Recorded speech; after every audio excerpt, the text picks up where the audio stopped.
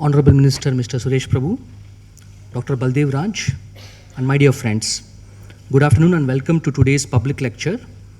Firstly, on behalf of the 31st Senior Executive Program and the NIAS faculty, staff and students, I extend a warm welcome to Mr. Suresh Prabhu, the Honorable Union Railway Minister of India. I now request Dr. Baldev Raj to felicitate our special guest.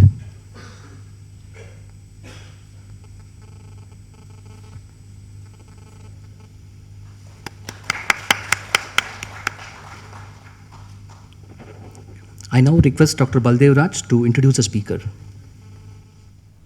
Good afternoon to all of you. It's a great pleasure and honor to welcome Honorable Union Minister for Railways, Mr. Suresh Prabhu. We are all very fortunate to listen to him this afternoon. He is going to speak on a topic which is of great importance in emerging and aspiring India. His topic is paradigm shift in governance, impact on business and society. Suresh Prabhu, I don't have to introduce, but I must say a few things. He's a human being par excellence, a deep scholar, parliamentarian of high merit, a social scientist, academician, humble but strong, and a great friend of NIAS and a colleague of NIAS because he is adjunct professor in NIAS and he has worked with us, guided us, and continues to engage with us on the issues of relevance to the society and the country. Suresh Prabhu has often been described as uncommon whiff of much needed fresh air on the horizon of Indian public life. And all those who have listened to him, have seen him working, know that why it is so. He brings new ideas, innovations and concepts in everything which he has done, and he has done amply so during the premiership of Atal Bihari Vajpayee between 1998 to 2004 as Industry Minister, Minister of Environment and Forest, Minister of Fertilizers and Chemicals, Power, Heavy Industry and Public Enterprise. As a Minister in Power, he realized far-reaching outcomes which even today are the foundation for moving ahead with the energy requirement and the energy demands of the country. He was also the chairman of the task force for interlinking of rivers with the status of a cabinet minister, and he is engaged in number of parliamentary committees and number of strategic dialogues, number of international initiatives. He also finds times to run an NGO, Manav Sadhan Vikas Sanstha, to bring about holistic development of communities through proactive participation of both governmental and non-governmental stakeholders by integrating economic, social, physical, ecological, intellectual and spiritual aspects in development strategies. I think that is where NIAS and Mr. Suresh Prabhu are very close to each other. Our spectrum almost resonates with the Manav Sadhan Vikas Sanstha. We are looking forward to listen to you, sir, and you have talked many a times to senior executives. Every time they have gone back with inspiration, better prepared to serve the nation, and we look forward to you always and welcome you in NIAS always. Mr. Suresh Prabhu. Professor Baldev Raj, all his colleagues, and all the future leaders who are going to shape different aspects of leadership after undergoing this program, and all my other distinguished friends.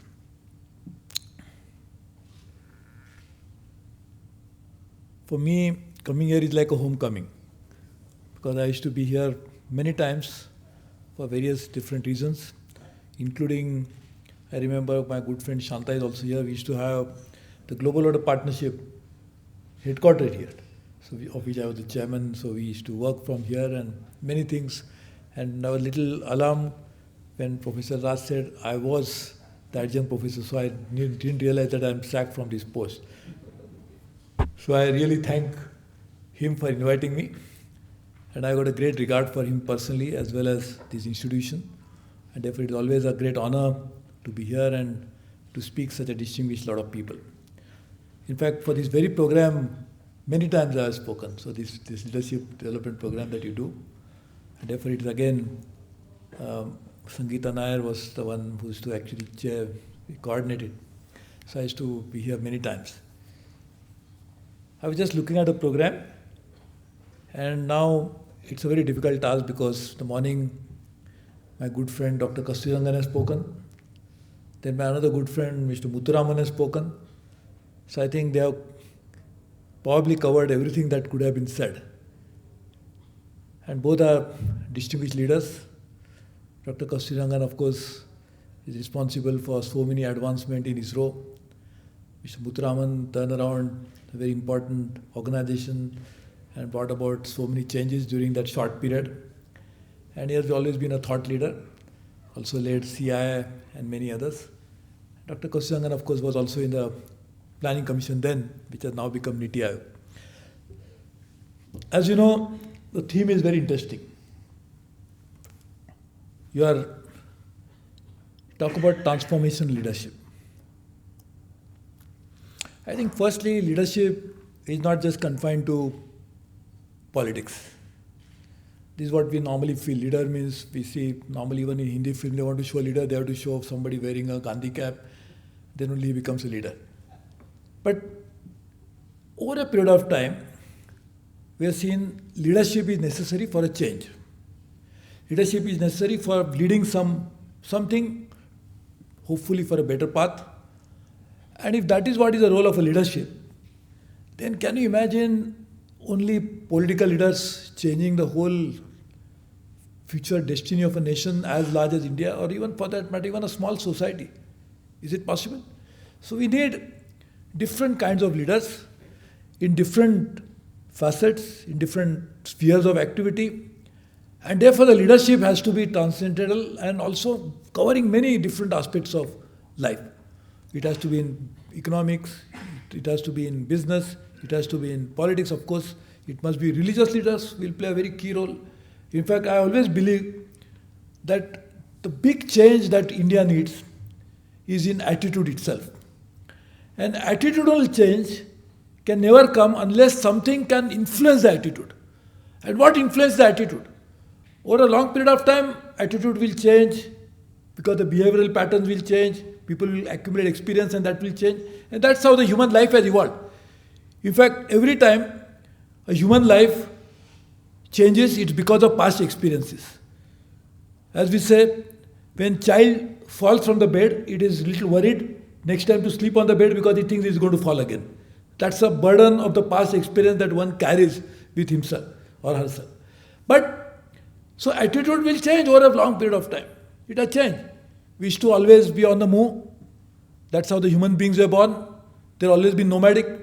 But long period of time, they settled down, civilization grew, and now they are in one particular place.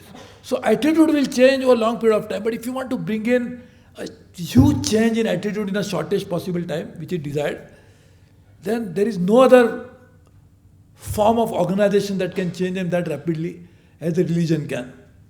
Because the influence of religion on human mind is so profound that if they tell you to do something, it will happen because people realize it's important. So even the religious leadership is important, and even more important for attitudinal change. And of course, we need leadership in science, technology, we need leadership in many areas. So leadership is undoubtedly will bring about a change. People always tend to follow something which they believe in. And if the leadership is such that can inspire confidence of everybody, it can definitely motivate others to change. And therefore leadership is of course necessary. But what is important part, and therefore Dr. Raj is so wise and so intelligent, so experienced, so he has deliberately probably kept this transformational leadership, not just leadership but transformational leadership. Because leadership will change will happen, but is the change in a small little number, small little manner, is it enough? Or we to change in a whole different way at the same time? And that's a challenge. How do you bring about a transformational change, and to bring about that transformational change, how to have a transformational leadership is a big challenge. And therefore, we must start with the point that transformative leadership is necessary because India's problems are so mammoth. We have to catch up with the rest of the world in a fastest possible manner. And even if we catch, we'll catch them one day or the other. For example, we were once upon a time an economy as comparable to China. And now where China has gone, Mr. Muthuraman would have said already that in steel production, China has probably 5 times higher capacity than us. The per capita consumption for cement will be as much, and therefore they are also the 5 times of India's economy. We are less than 2 trillion, about little more than 2 trillion, and China is already 10 trillion plus. So just imagine, this happened in the matter of just 35 years, from 78 to say about 40 years. And that happened in such a short time, and it has transformed China from one of the poorest countries in the world to one of the richest countries in the world. Per capita wise, they may be still not as rich, but in terms of GDP, it has really reached a great height. And what is that change? That's a transformational change. If you have a business organization which is difficult to recognize from what it was 10 years ago, 15 years ago, that's a transformational change. And that again is a challenge, as our Prime Minister says, to bring about a transformational change in one generation is what is necessary. Because it will happen. We'll definitely grow. I'm sure one day we'll definitely be bigger than China's economy. I'm sure about it. But it will take a few decades more. But can we bring about a transformational change in one generation? And that's a challenge, and that's why we really need to think about it. And if you have to do that, I'm told to speak on the governance and its impact on business and society. So I think governance has to undergo a sea change, because governance is like, as I always say, it's like a software that will actually affect the change in all different aspects of life. So if you don't change the software, changing the hardware to whatever extent is not going to bring about a change. And in fact, as we have seen, that software is far more important than the hardware. It's like the Intel inside which you don't see, but far more important than what you see from outside. And therefore the governance is invisible but far more important than anything that you feel is really necessary to be done.